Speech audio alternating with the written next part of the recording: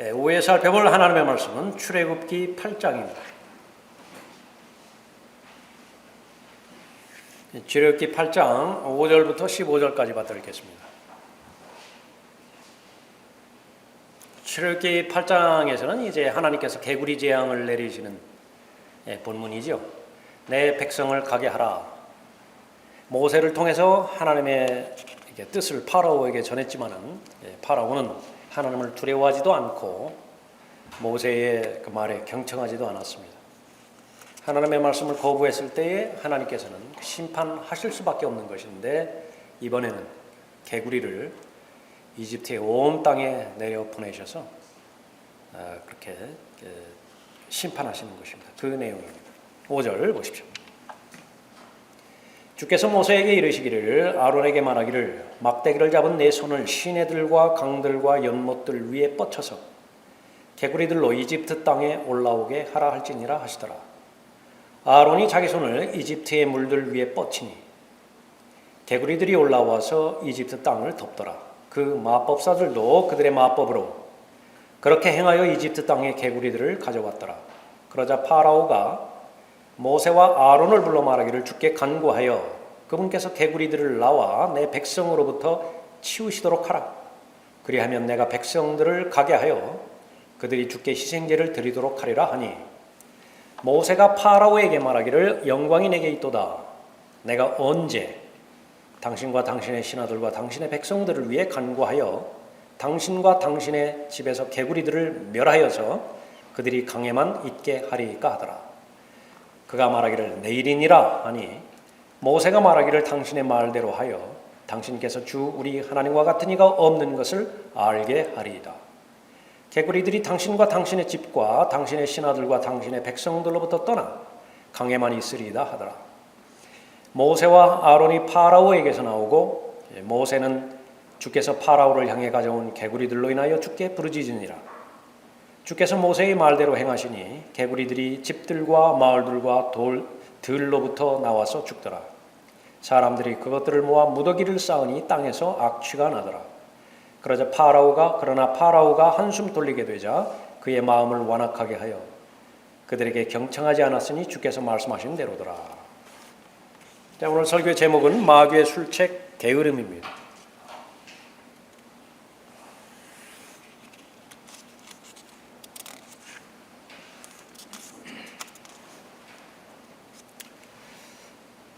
마귀는 하나님의 사람들이 하나님의 뜻대로 살기를 무슨 수를 동원해서라도 방해를 하죠.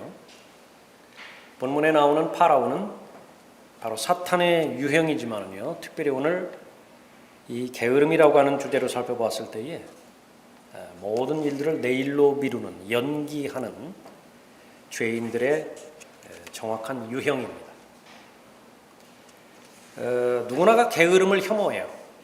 본문에서 개구리 좋아할 사람 없듯이요, 무슨 양서류라든지 파충류라든지 특이한 사람 제외하고서는 별로 좋아하지 않죠. 온 방에 그릇이든 옷장이든 이불장이든 다 개구리 두꺼비 천지라고 한번 생각해 보십시오. 거기에 뱀까지 스멀스멀 기어다닌다고 한번 생각해 보세요. 견디겠는가?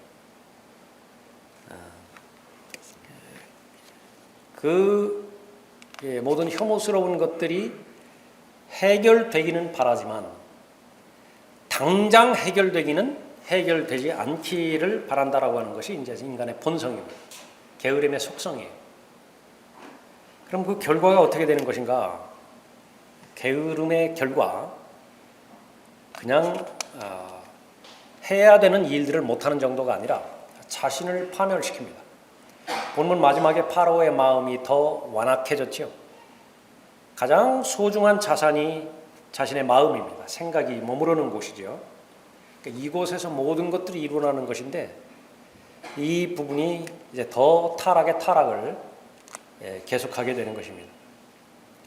그래서 어떤 형태로든지 이 게으름의 문제는 반드시 해결을 해야 돼요. 우선적으로 이 게으름에 대해서는 그다지 별 대수롭지 않은 한 영역이다 이렇게 생각하는 것, 그것이 일반적인데 마귀는 그런 부분에 있어서 성공한 거예요. 다른 부분에 있어서는 아주 작심을 하고 진실된 마음으로 자백을 하고 내가 이렇게 살아서는 안 되겠다라고 그렇게 돌이키는지 모르지만 무엇 때문에 그런 것인지 이 게으름에 대해서는요 너무 후해요. 그건 뭐 사람이니까 어쩔 수 없고 당연히 그럴 수밖에 없는 것이고 그렇게 받아들이는 것입니다. 그 부분이 방치가 되어지면 끔찍스러운 죄로 향하게 되어지는 것인데 다윗의 그 범죄가 밧세바의 범죄가 과연 게으름이 원인이 되어서 그런 죄를 지었다라고 아무도 생각하지 않습니다. 또 이렇게 포도나무를 심었죠. 마땅히 1년, 2년은 기다려야 된다고요. 근데 3년까지 기다렸어요. 그런데도 불구하고 열매가 거치지를 않아요. 그 책임을 맡은 그 관리자들이, 그 농부들이 감히 하나님의 아들 상속자를 죽이기까지 모의를 하거든요. 근데 그것은 어느 날 갑자기 그 결과가 튀어나온 것이 아니라 그 출처를 계속해서 따라가다 보면 거기에서는 게으름이 자리 잡고 있는 것입니다. 그것을 방치한 결과 자신의 정욕대로 행하고 또 하나님 앞에 대적해서 하나님으로부터 쓰임받지 못하는 그런 그 상태로 폐기 처분당하는 것이죠. 모든 사람이 처음에는 출발이 너무 좋았습니다. 삼손은 삼손대로 출발이 좋았죠. 지금으로 말하면 헌신된 그리스도인이라고 그렇게 할 수 있잖아요. 그런데 여러 가지 자신의 삶의 직접적인 문제에서 자신을 관리하지 못한 것입니다. 무엇보다도 마음을 관리하지 못했죠. 파라오의 마음처럼 똑같이 된 거예요. 완악하게 된 것입니다. 그러니까 죄에 대해서는 아주 섬세해야 되고 죄에 대해서 무서워해야 되는 마음이 복된 마음인데 대담해졌어요. 왜냐하면 이제는 그런 거는 죄도 아니에요. 그런 것은 범죄 행위도 아니에요. 이미 일반화 되어버렸기 때문에 뭐 자백해야 될 그런 영역 가운데 두지도 않습니다. 그럼 어떻게 되는 것이에요? 그럼 이제 그 정욕의 불에 스스로 불타버리는 것입니다. 얼마나 끔찍스러운 것이. 개구리 전 세계적으로 2,600종류가 있다고 그래요. 맹꽁이도 개구리 종류더라고요. 뭐 청개구리, 황소개구리, 수입종이죠. 뭐 북방산 개구리, 무당 개구리, 또 뭐 금개구리, 참개구리 여러 개가 있는데 우리나라에는 10여 종이 있고 일본에는 20여 종이 있다고 합니다. 본문에서 나온 개구리, 요한계시록 16장에 보면 이것은 영적인 존재와 관련을 지어서 언급하고 있죠. 이건 더러운 영이에요. 예표하고 있는 것입니다. 개구리가 마귀와 관련이 있고 적그리스도와 관련이 있어요. 그 안에서 나오는 것을 이제 개구리로 예표되어지는 것이죠. 얼마나 많은 종류의 개구리들이 있을 것인가. 그러니까 마귀에게 나오는 모든 것들은 다 그런 것이라고 보면 되죠. 삶을 살아가는 데 있어서 하나님을 의심하게 만든다든지 너무 무거운 짐을 지게 만든다든지 또 두려움과 낙담과 슬픔 여러 가지 다른 사람을 해치는 것은 물론이고 자기 자신까지도 해쳐요. 그런 모든 부분들을 다 우리가 볼 수 있을 것입니다. 그 가운데서 특별히 내일이니라 파라오가 그렇게 말했던 이 게으름이라고 하는 개구리 이것을 반드시 우리가 해결해야 하나님으로부터 직접적으로 지속적으로 쓰임을 받을 수 있어야 되는 것입니다. 제일 먼저 살펴봐야 되는 것은 바로 이 더러운 영, 개구리의 영, 게으름의 영 이것은 평생 우리가 마주해야 될 현실이라고 하는 사실을 우리가 잊어서는 안 되는 것입니다. 육신의 죄들의 몸을 벗어버리기까지 이 악한 세상을 출애굽할 때까지 현실적인 부분은 언제 어디서든지 이 게으름의 공격을 받는다라고 하는 사실이에요. 이 게으름의 공격을 받음에도 불구하고 게으름을 모두가 다 혐오함에도 불구하고 즉각적으로 이 게으름을 하나님으로부터 해결받으려고 하는 사람은 거의 없다라고 하는 사실입니다. 죄를 사랑하기 때문이고, 그래서 죄를 없애달라고 감히 하나님께 말씀드리지도 못하는 것이. 이 게으름이라고 하는 것은요, 한번 그 패턴에 젖어버리잖아요. 속성이 무엇이냐면 계속 저하된다고. 이것을 거슬러서 올라가지 못해요. 그래서 물결을 거슬러 올라갈 수 있을 때에 계속해서 거슬러 올라가는 것은 복된 삶이에요.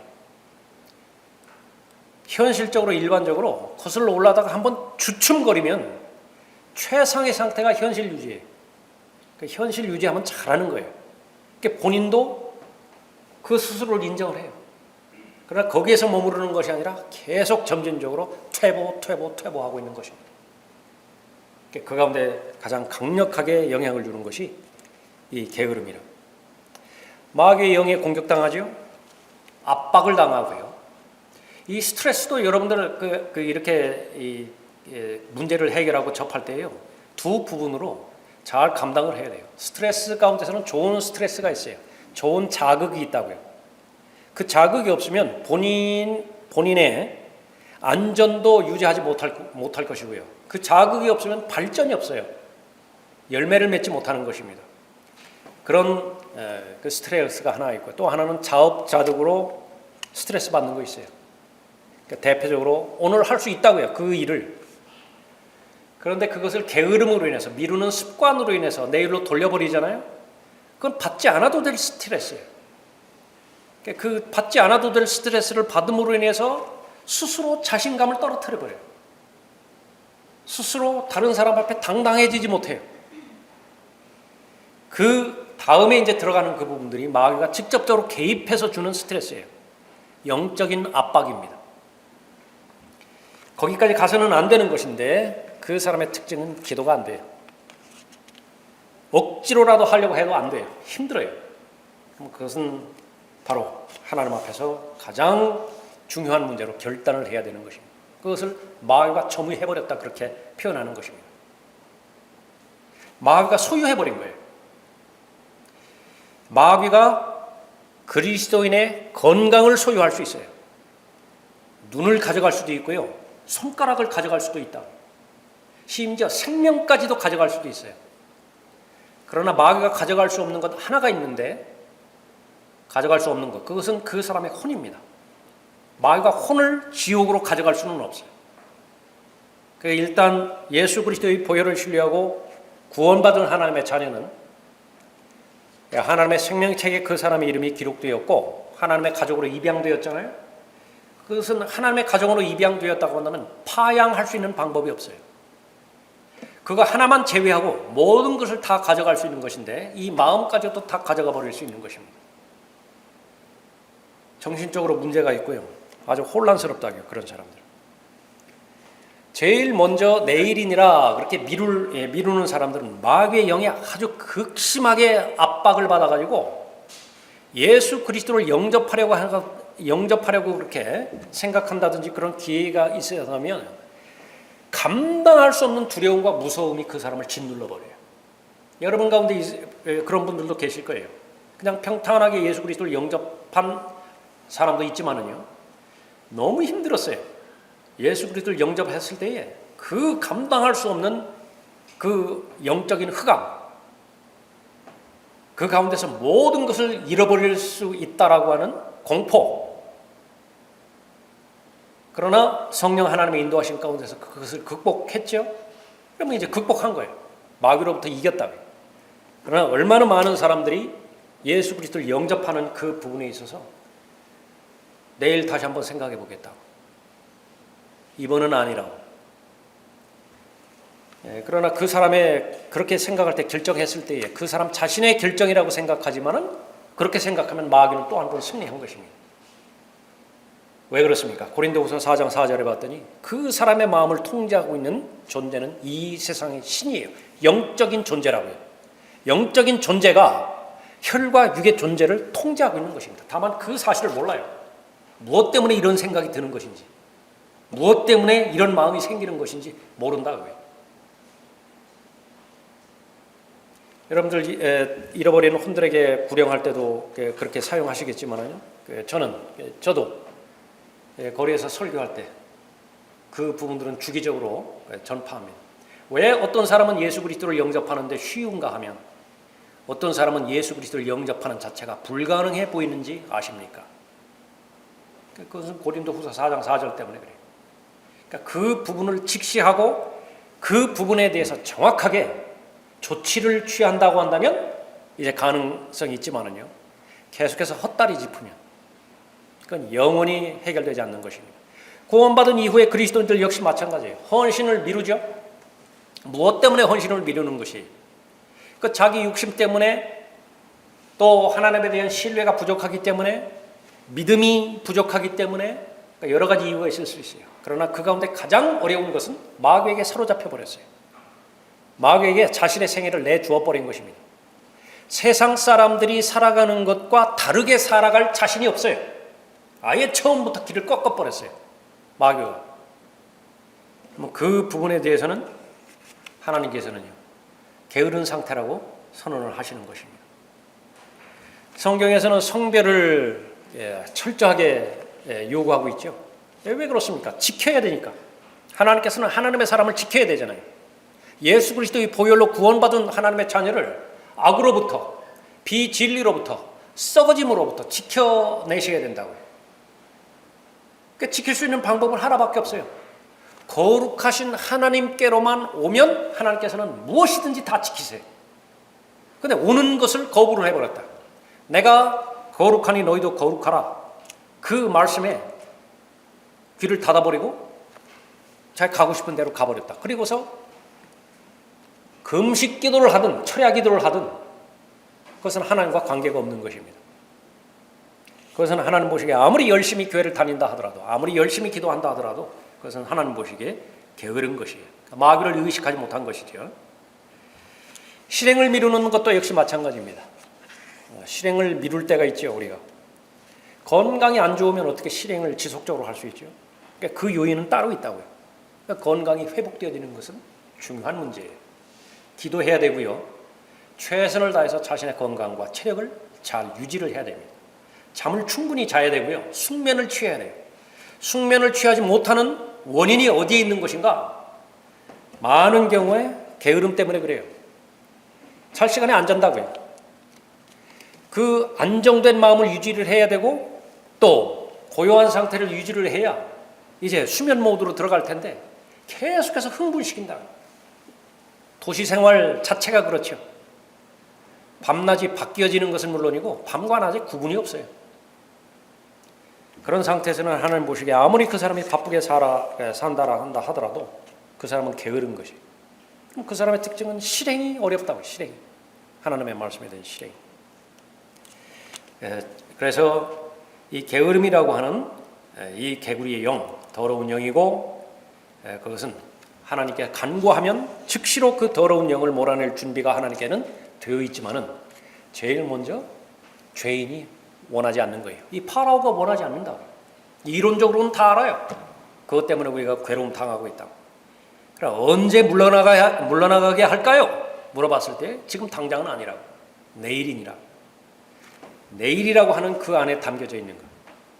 그래서 은혜라고 하는 것은요, 한 가지 조건을 형성할 때에 이루어지는 것입니다. 지금 이 자리에서요. 그 외의 것은 어떠한 은혜도 능력을 그 사람에게 주지 못해요. 이번 일이 이루어진 다음에라든지, 몇 시간 뒤에라든지, 다음 달이라든지, 다음 주라든지, 다음번부터라든지, 이번 한 번만이라든지, 그런 것들은 계속해서 마귀의 술책에 놀아나고 있는 것입니다. 마귀는 자신의 일을 수행하는 데 있어서 게으른 자를 원치를 않아요. 마귀는 절대로 게으르지 않습니다. 그렇습니까? 게으름이 자신의 무기임에도 불구하고 자신은 절대로 게으르지 않다고. 너무 바빠요. 너무 바빠. 울부짖는 사자처럼 돌아다니기 바빠요. 위로 아래로 옆으로 분주하다고요. 분주해. 자신이 동원하고 있는 모든 악의 세력들이 있죠. 하나님처럼 전지전능하지는 못하죠. 마귀는 하나님처럼 전지전능하지 못하다고요. 부분적으로만 알아요.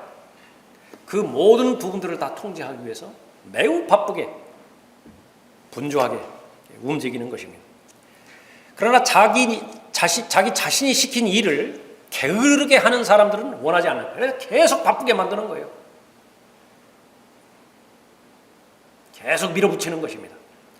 출애굽기 5장 8절에서 그들이 게으름으로 소리질러 말하기를 우리가 가서 우리의 하나님께 희생제를 드리게 하소서 하는도다. 그 사람들에게 더 많은 일을 지우고 그 일로 수고하게 하여 헛된 말들을 생각하지 않게 하라. 조금 여유를 주었더니 성경 찾는 거예요. 조금 여유를 주었더니 뭐 기도한다고 하고 무슨 뭐 하나님의 일을 한다고 하고 견디지를 못하는 마귀가요. 게을러 빠져서 그렇다고. 새벽에 일어나게 만들고 밤중까지 자지 못하게 만들고 계속 돌리는 거예요. 계속 돌린다고. 뭐 주는 거예요? 뭐? 그 세상에서 신으로 군림하고 있는 돈을 준다. 돈. 이 디모데전서 6장에서도 우리가 여러 번 반복해서 살펴본 부분이지만요. 이 게으름의 문제와 돈 문제, 시간 문제, 이것은 같은 선상에 나와 있어요. 그래서 게으름의 문제는 철저하게 영적인 문제예요. 그 사람의 습성이 아니에요. 무슨 새벽형 인간, 뭐 저녁형 인간 이런 것은 사람들이 부분적으로 판단하는 것이고요. 게으름의 문제는 철저하게 영적인 문제예요.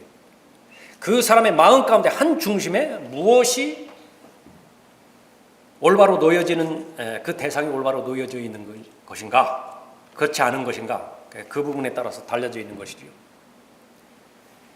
그들이 게으름으로 소리질러 말하기를 우리가 가서 우리의 하나님께 희생제를 드리게 하소서 하는도다. 그 사람들에게 더 많은 일을 지우고 그 일로 수고하게 하여 헛된 말들을 생각하지 않게 하라 하니라.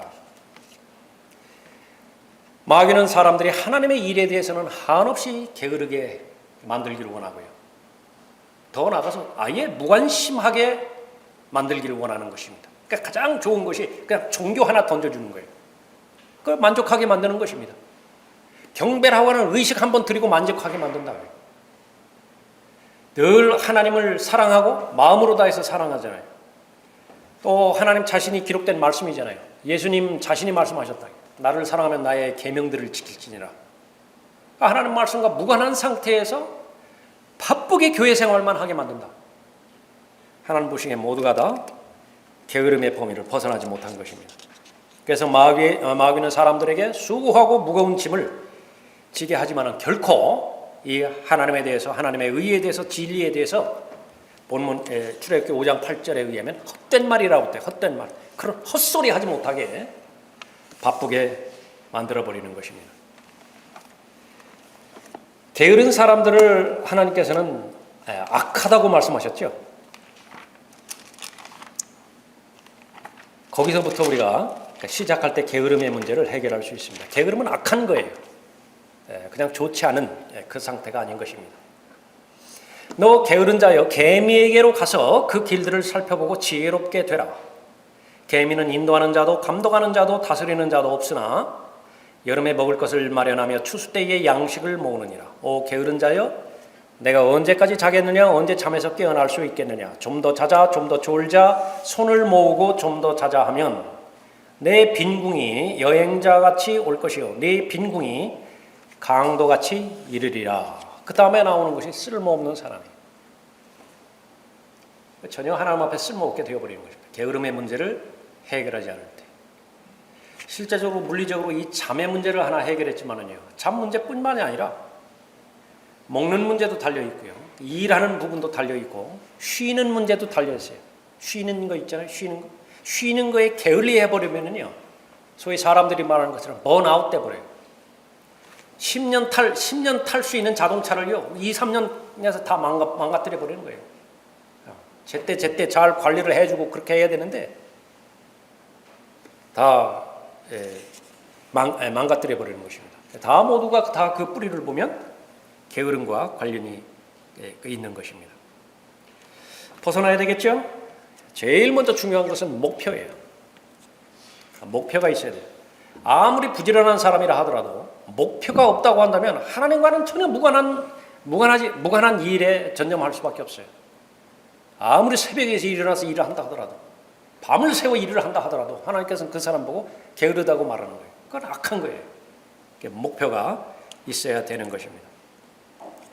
일반적인 경우에도 이 구체적인 목표를 가지고 그 목표를 실행하는 데 있어서는 반드시 비용이 따라요. 비용이 따르지 않는 목표를 우리는 공상이라고 합니다. 계속 꿈만 가지고 있어요. 계속 몽상만 해요. 그건 자유예요. 개인의 자유라고. 그러니까 거기에는 어떠한 비용도 들지 않아요. 어떠한 희생도 없어요. 그러나 현실로 가져오기 위해서는 반드시 그 목표가 실현이 돼야 되죠. 구체적인 과정마다 그 과정을 극복할 수 있는 지혜가 왜 필요 없겠어요? 거기에 방해되지는 요소가 있겠죠. 그것을 계속 극복해서 나가야 됩니다. 홈런 타자라든지 유명한 축구 선수라든지 아주 사람들에게 부각되는 부분들이요. 그 사람의 성공과 실패의 확률을 따져볼 때는요. 성공 확률은 10%를 넘지를 않아요. 공이 100개가 왔으면 그 가운데서 10개를 홈런 치면 홈런 타자로 쳐준다고 말이에요. 유명한 축구 선수의 발이라든지 야구 선수가 특히 이제 공 던지는 투수 선수는요, 이 손이 크면은 굉장히 큰 장점이라거든요. 근데 손이 작은 선수가 있어요. 누구라고 들었는데 잊었어요. 여기 찢은 거예요. 그냥. 자기가 연습을 해가지고 손을 찢었다.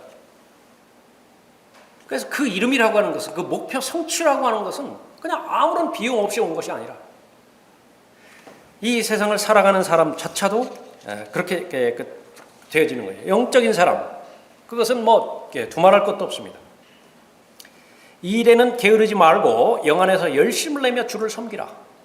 구원받은 모든 사람들에게는 하나님께서 분명하게 한 사람도 예외 없이 말씀하신 것이 뭐냐면 게으름에 대한 경고예요. 게으르면 아무것도 이루어나지 않아요. 아무것도 이루어지지 않는 데서 그치는 것이 아니라 계속 퇴보하죠. 많은 것을 잃어버리게 되어 있는 거예요. 게으르면 안 돼요. 그래서 주를 섬기기 위해서는 부정적인 의미에서는 게을러서는 안 되고요. 또 적극적인 의미에서는 영 안에서 열심을 내야 돼요. 이 일에는 게으르지 말고 영 안에서 열심을 내며 주를 섬기라. 예수 그리스도를 위해서 마음이 불타오르는 것을 말하는 것이죠. 육신적인 열심이 아니라 영 안에서 열심을 내는 것을 말하는 것입니다. 이 부분이 들림받아 올라갈 그때까지 계속 유지가 되어야 되는데 중단이 되어졌다고 한다면 그 사람의 특징은 하나밖에 없어요. 계속 과거 이야기만 해요. 주변에서도 그런 사람들 한두 사람 경험하셨을 거예요. 왕년에 이 말 계속해서 하는 사람은 지금은 별 볼 일 없다고. 옛날엔 내가 어떠했다고. 그러니까 세상을 살아가면서 그런 말 할 수 있어요. 그러나 영적인 부분에 있어서는 모두가 다 쟁기를 진 사람이죠. 밭을 지금 갈고 있다고. 뒤돌아볼 여유가 없어요. 앞을 향해서 계속 가야 된다고요. 잠시라도 오른쪽 어깨 뒤로 왼쪽 어깨 뒤로 되돌이켜 볼 때는 그 쟁기질은 삐뚤삐뚤하게 되어 있다고요. 성공적으로 밭을 갈지를 못하죠. 부지런함과 관련이 있는 것입니다. 과거 지향적으로 자신의 삶을 제한시켜버리고요. 그 다음에는 지금 그나마저 있던 열정의 불꽃이 꺼져버려요. 의욕이 상실되어져 버리는 것입니다. 건강상에서 제일 치명적인 것이 입맛을 잃어버리는 거 아니에요. 먹기는 먹어야 되겠는데 입맛이 없어요. 억지로 먹어야 되죠. 나중에 가서는 이제는 강제로라도 먹어야 된다. 무슨 뭐 알약을 삼켜야 된다든지 아니면 관을 통해서 주입을 해야 되는지 무슨 삶의 질이 있겠어요. 거기에 대해서 하나님께서는 모든 사람이 구원을 받고 진리의 지식에 이르기를 원하시는 것입니다. 그러니까 진리의 지식에 이르는 특권은 무엇입니까? 자유를 경험하는 것이죠. 인생을 살아가는 데 있어서 자유보다 소중한 가치는 없어요. 그런데 그 자유를 좀 먹는 것이 게으름이에요. 하기는 할 거라고요. 그런데 내일 하겠다는 거거든요. 그러니까 마귀는 그 부분에 있어서 계속해서 한번 성공한 그 무기를, 그 계략과 책략을 절대로 포기하지 않는 것입니다. 또 하나 알아야 되는 것은 이 게으름을 방치했을 때에 그것은 바로 이 정욕적인 사람이 된다라고 하는 사실을 알아야 되는 것입니다. 잠언 21장 25절에서 게으른 자의 욕망이 그를 죽이나니. 죄의 삭은 사망이에요. 교통사고로 죽기도 하고 암으로 죽기도 해요. 그러나 죽음의 원인은 밖의 원인이 있는 것이 아니라 내 안에 있는 죄가 나를 죽이는 것이지요. 죄의 삭은 사망이에요. 초신자 때에 알았던 그 교리라고요. 아, 죄가 나를 죽게 만드는 것이구나. 근데 실상은 죄가 나를 죽게 만드는 그 부분들을 알았을 때는요, 아무 의미가 없어요. 이제는 조목조목 살펴야 돼요. 그 죄가, 어떤 죄가 나를 죽게 만드는 것이냐 찾아내야 되죠. 엑스레이 검사를 통해서, 무슨 MRI 검사를 통해 가지고, 뭐 혈액 검사를 통해서 어쨌든 찾아내야 돼요. 지금 내가 볼 때 정상적인 삶을 살지 않는다고요. 먹는 데 있어서나 행동하는 데 있어서, 일을 성취하는 데 있어서, 목적된 방향대로 가는 데 있어서 내가 스스로가 이건 비정상이에요. 이 부분에 있어서는 비정상이라고요. 그 원인을 찾아내야 되죠. 안 밝혀져요. 밝혀질 때까지 찾아내야 되는 것입니다. 그 가운데 잠언 21장 25절에 봤더니 게으른 자의 욕망이라고 하는 것이 있어요. 근데 그게 사람을 죽여요. 게으른 자의 욕망이 그를 죽이나니 이는 그의 손이 수고하기를 싫어함이라. 수고하기를 싫어합니다. 잠시 날씨가 쌀쌀해가지고 손에 주머니를 열었어요. 벌이 코 위에 앉았어요. 하면 될 텐데. 귀찮아요. 벌 쏘이고 마는 거예요. 잠언 말씀입니다. 잠언 말씀. 너무 바빠서 할 수 없다고 사람들을 고백하게 만들어요. 그 마귀. 실제적으로 하루를 살아가는 데 있어서 이 없어져 버리는 그 세상을 살아가는 데 있어서도 사람들은 많은 준비를 합니다. 많은 수고하고 많은 비용을 치러요. 학생들 학교 들어가기 위해서 많은 수고하죠. 일상적인 생활에서도 마찬가지예요. 여러분들 교회 오시기 전에 화장대 앞에서, 거울 앞에서 사람에 따라 다 다르겠지만 시간을 그렇게 쓰셨잖아요. 근데 그것이 매일매일마다 이루어지지 않습니까? 세상에서 사람들 만나야 되고 또 해야 하는 그런 일들을 행해야 되기 때문에 그 관점에서 볼 때에 그 부분에 게으르다고 한다면 어려움에 봉착할 것이에요. 무슨 핀잔을 듣거나 판단을 받거나 그러겠죠. 영적인 영역, 우리는 영으로 계신 하나님을 만나는 데 있어서 그 하루를 살아가기 위해서 얼마만큼 진실된 마음으로 단장을 하고 하나님과의 동행을 유지하는 것인가. 그것이 하루거든요. 계속해서 들림받아 올라갈 그때까지 그 일들을 계속해서 행해야 되죠. 그리스도를 따르는 제자들이기 때문에 그런 것입니다. 목표가 있는 사람, 게으름을 극복할 수 있는 사람이고요. 그 게으름을 방치했을 때 얼마만큼 나에게 해로움을 끼칠 것인가, 그 경고에 대해서 귀 기울이는 사람, 역시 마찬가지로 게으름을 해결할 수 있는 그런 그 사람인 것입니다. 게으름의 결과는, 또 하나의 결과는 고통스러워요. 파라오가 게을렀죠. 내일로 이루었죠. 고통만 가중되는 거예요. 이루어지는 것은 아무것도 없어요. 해결되는 것은 아무것도 없다. 게으른 자의 길은 가시 울타리 같으나 의로운 사람의 길은 평탄하니라. 실제로 매일매일마다 자기를 부인해야 되는데 그렇지 않습니까? 예수 그리스도를 따르기 위해서는 매일매일마다 자기를 부인해야 되는 가장 중요한 요인, 가장 중심에 자리 잡은 것은 게으름이에요. 만약에 그 게으름에 내가 져서 그대로 자신을 방치한다고 한다면, 방치하는 한 엔트로피 법칙, 연력학 제2 법칙에 따라서 뒤로 물러설 수밖에 없죠. 새 사람이 있고 옛 사람이 있고 간섭하지 않아요. 둘 다 그냥 방치해버렸다. 그러면 옛 사람이 이겨버리는 것이죠. 내가 의지를 갖지 않고 믿음을 구사하지 않고 하나님의 말씀에 대해서 객관적인 입장에서 내 마음을 놓아버렸다. 평생 가도 성경 열 수 없어요. 기도 역시 마찬가지입니다. 하나님의 진리의 말씀을 통해서 하나님의 뜻을 알고 하나님의 뜻을 알아야 기도를 통해서 하나님의 뜻을 실행할 수 있도록 간구를 드리죠. 그 기도가 막혀버렸어요. 말씀으로 하나님의 뜻을 간구해야 되는 그 하나님의 인도함에 이상이 생겨버렸어요. 어디서부터 시작된 것인가?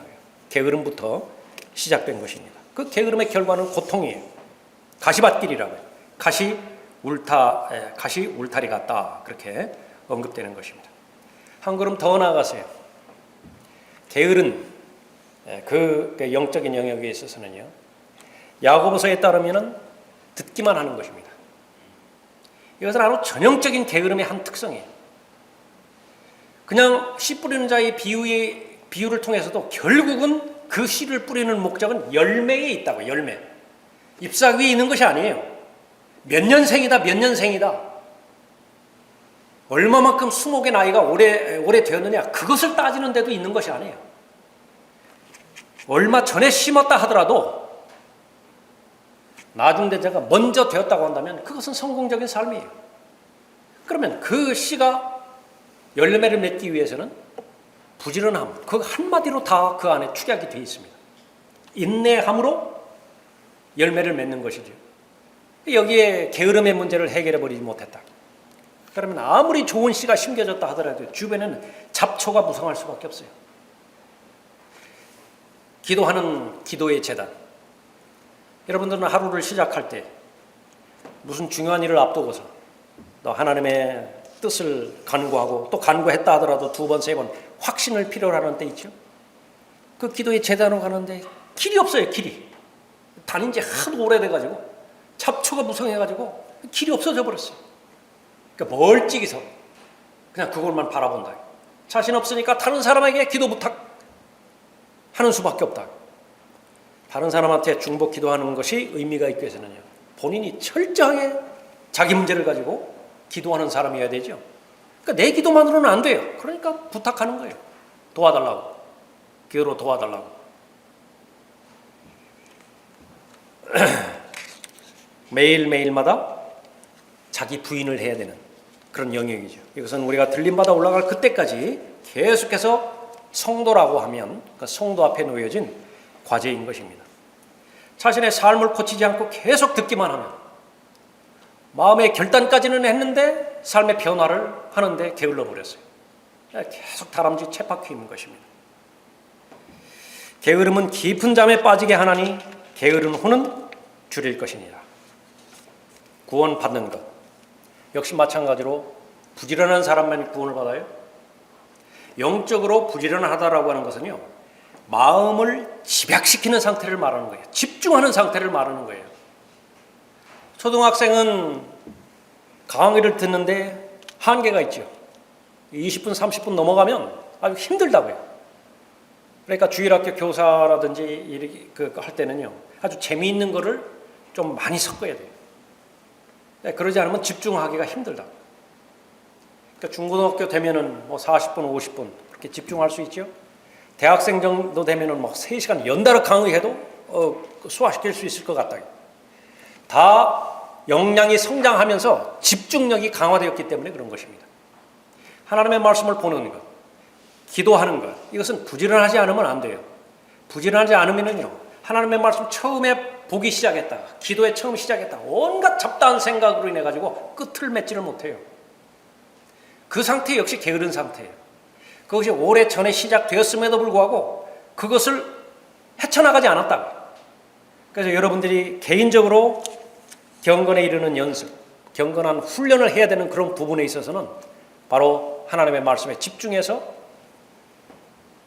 또 하나님 앞에 집중해서 기도하는 그 과정을 반드시 포함을 시켜야 되는 것입니다. 경배 역시 마찬가지입니다. 경배도 하나님께 집중하는 시간이죠. 그러니까 부지런한 사람이에요. 그런데 이 부분에 게으름이 해결되지 않았다 그러면 그 경배는 망쳐버리는 것입니다. 그냥 몸은 와 있는데 그 마음은 후석하네요. 게으르는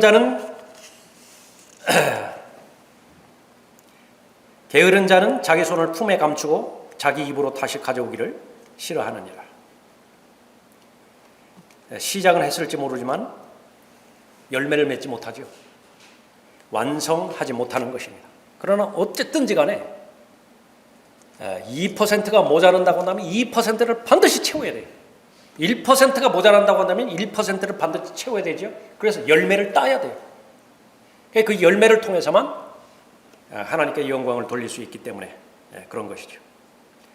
결론적으로 착심을 하고 각오를 하고 게으름의 싹을 잘라버려야 됩니다. 싹을 잘라버려야 되는 거 두 가지가 있어요. 하나는 쓴뿌리고요. 뿌리 내리면 이미 힘들어져 버려요. 게으름도 역시 마찬가지입니다. 이미 뿌리 내려버렸다. 아까 말씀드린 것처럼 일단 자신의 생활의 패턴으로 굳어져 버리면 그것을 극복해 나가기가 힘들어요.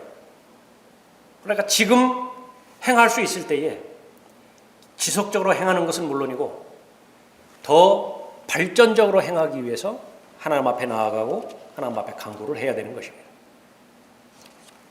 어떤 사람이 나에게 2만 원을 좀 있으면 빌려달라고. 근데 그 미심쩍어요. 그 사람이.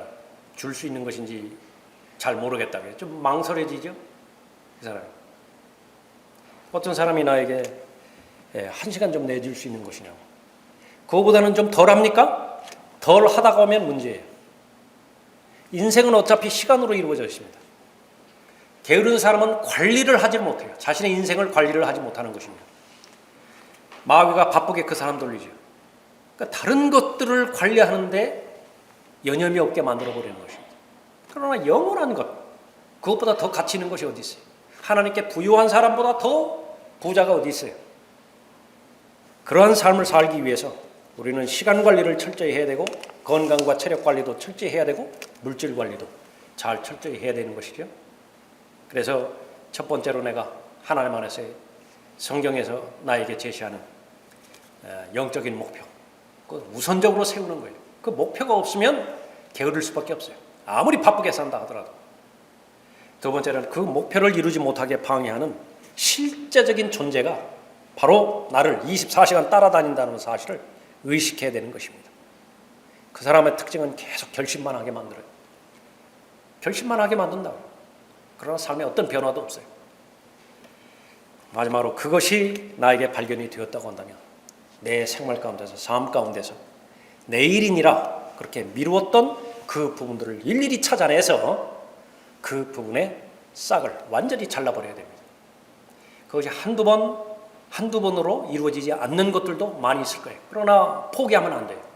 그것이 이루어질 때까지 계속해서 자신을 쳐서 복종시키고 그것이 삶의 영역이라고 한다면 일찍 일어날 수 있다고 한다면 일찍 일어나는 거예요.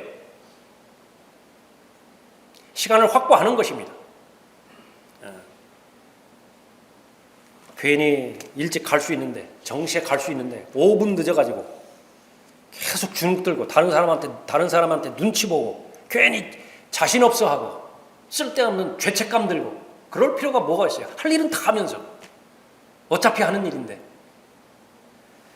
게으름과 관련된 그 부분들 조금만 더 내일부터 다음 주부터 이번만 지나고 이것만 다 이루어지고 나서 여러분 가운데 그런 부분이 있다고 한다면 하루를 마지막 날처럼 사신 예수 그리스도의 모본을 따르시기 바랍니다. 1시간을 사셨다 하더라도 그것은 이 시간이 마지막인 것처럼 그렇게 사셨던 분이죠. 그분을 잘 따랐던 사람들. 단순한 삶이 특징이에요. 바울을 포함해서 모든 사도들의 삶이 단순한 삶이었죠. 그래서 가장 중요한 것을 행하고 올라간 것입니다. 여러분들도 역시 마찬가지예요. 하나님과 직접적으로 관련돼서 여러분들이 마땅히 해야 할 그런 일들을 하셨다고 한다면 그것이 일주일에 하루건 매일매일에 시작되지는 첫 시간이건 그 일이 진행이 되었다고 한다면 여러분은 게으름을 극복한 사람으로서 가장 중요한 일을 이미 행한 거예요. 그 이후의 시간에 아무 일도 일어나지 않았다 하더라도 그 날은 성공했다고 하나님께서 보증해 주시는 것입니다. 그 기본 위에서 그 기반 위에서 이제 덤으로 그 하루가 사라지는 것이 그것이 바로 마귀의 술책인 게으름을 잘 극복할 수 있는 성도로서의 마땅한 자세라 볼 수 있습니다.